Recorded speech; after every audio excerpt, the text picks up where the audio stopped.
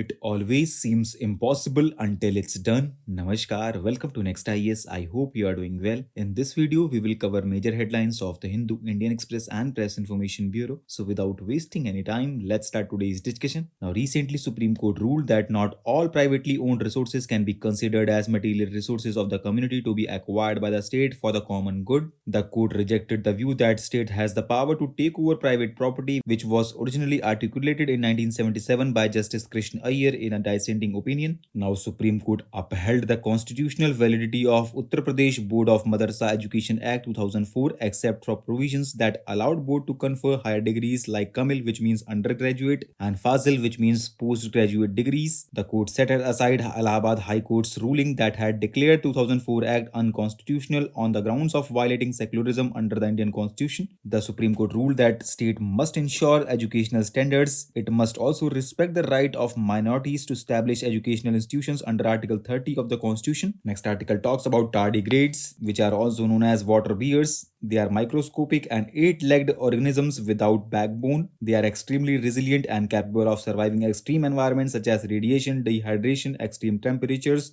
and even vacuum of space. They live in diverse extreme ecosystems. And now tardigrades are a focus of scientific research due to their extraordinary survival mechanisms with potential applications in human medicine and space exploration. The study of tardigrades offers significant potential for advances in fields like human medicine, space exploration, and biotechnology. Next article talks about Chalo India Drive, which will be launched by Ministry of Tourism at the ongoing World Travel Mart in London to attract more foreign tourists. As a part of this initiative, overseas citizen of India cardholders can nominate up to 5 friends for free visas, which will be granted through a special portal. Next article talks about dedicated freight corridors, which are route for freight and transport that allow for faster and higher capacity transport, improving supply chains and boosting export-import activities. This initiative was announced in the railway budget for financial year 2005-6, and two dedicated freight corridors were initiated by the Ministry of Railways in 2006, which includes Eastern Dedicated Freight Corridor and Western Dedicated Freight Corridor. And